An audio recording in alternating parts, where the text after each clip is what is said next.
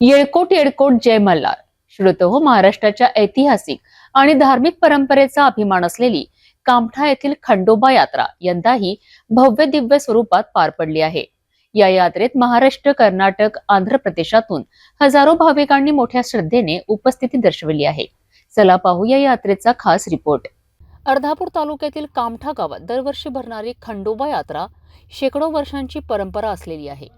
या यात्रेला मोठा ऐतिहासिक आणि धार्मिक महत्त्व आहे.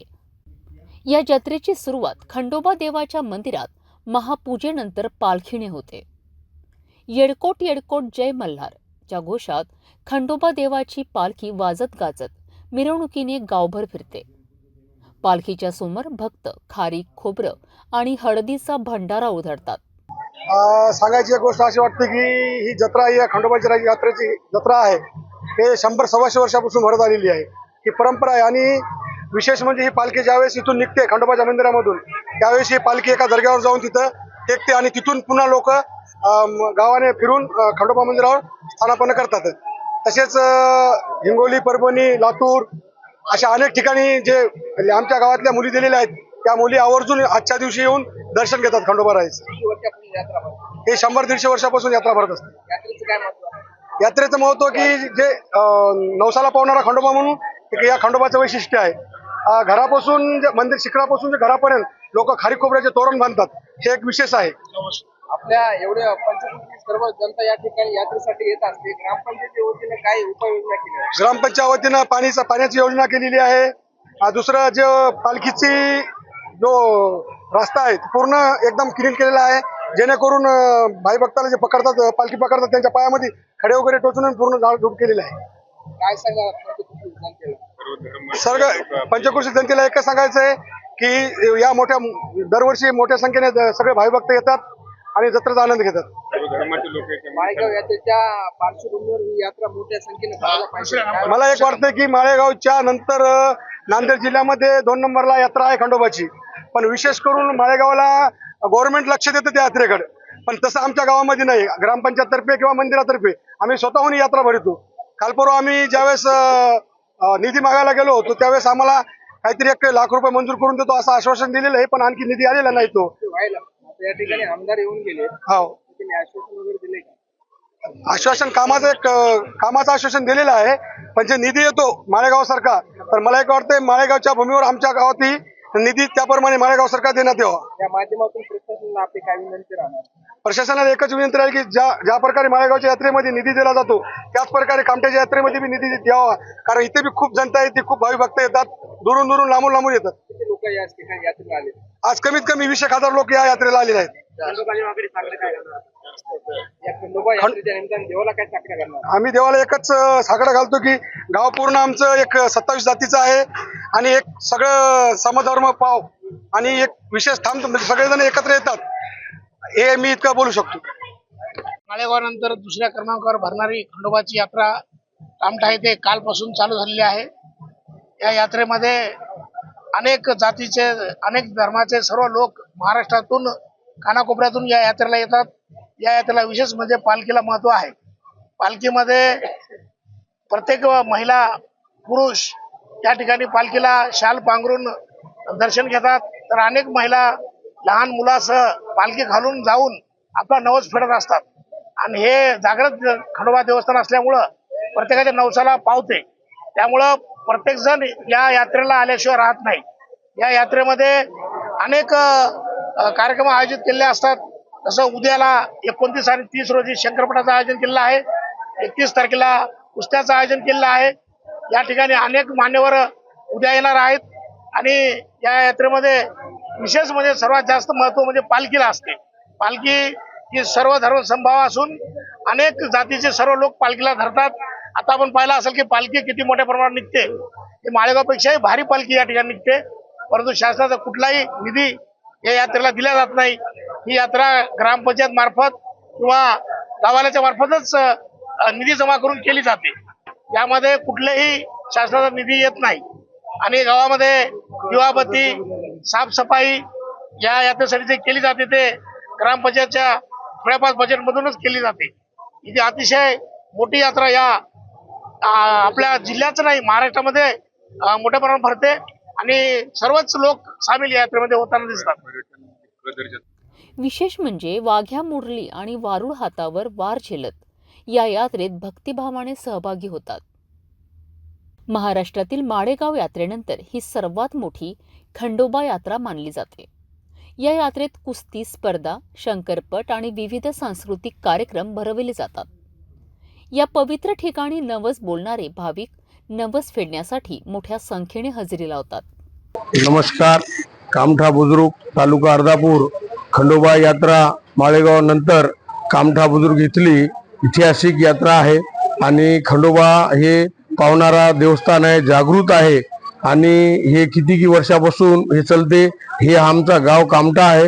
या कामठा गावामध्ये अनेक जातीचे माणसं, 27 जातीचे माणसं इथं राहत आहेत आणि हे जागृत देवस्थान यासाठी याला मानले जाते की एक देवकर माणूस होता जे रोज शेळ्या हे वळत गेलं आणि याच्यानंतर यांनी यांचा ते ढोंडा काय म्हणून ते देव म्हणून याला पूजत गेलं आणि याचा ते नदीमध्ये फेकत गेले आणि ते रोज सकाळी त्यांना पूजा करण्यासाठी त्यांच्या झोळ्यामध्ये ते येत होते. या पद्धतीने आपल्या इथं आज कामठा बुजुर्ग नवसाचा आहे आणि याच्यामध्ये पूर्ण सर्व जातीचे लोक इथं येत आहेत आणि देवाला कोणी रिकामं जात नाही. या पद्धतीने आज खंडोबा यात्रेसाठी लोक बाहेरून महाराष्ट्रामधून भरपूर बाहेरचे लोक येत आहेत. इथं कोणी बी जात धर्म न हे करून मुसलमान राहो, शीख राहो, खूप जातीचे समजा आमच्या आज पूर्ण तालुक्यामध्ये एवढ्या जातीचा एकही गाव नसल जे आज आमचा कामठा बुजुर्ग हे गाव आहे. यासाठी हे याला मानल्या जाते आणि महाराष्ट्रामधून व दुरून दुरून हे आज 28 तारखेला अमावस्याच्या एक दिवस पहिले इथं यात्रा भरते. याप्रमाणे आज यात्रा भरलेली आहे आणि म्हणजे हे 2 शब्द सांगून जय हिंद जय महाराष्ट्र.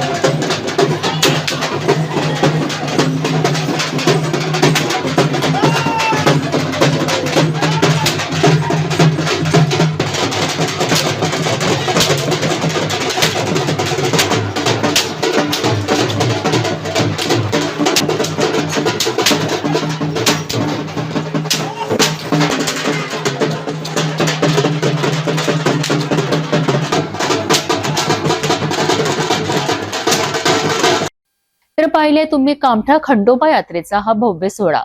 श्रद्धा, परंपरा आणि भक्ती यांचा सुंदर संगम या यात्रेत पाहायला मिळतो. महाराष्ट्राची ही खरी संस्कृती आणि समृद्ध परंपरा कायम यशस्वी हो हीच शुभेच्छा.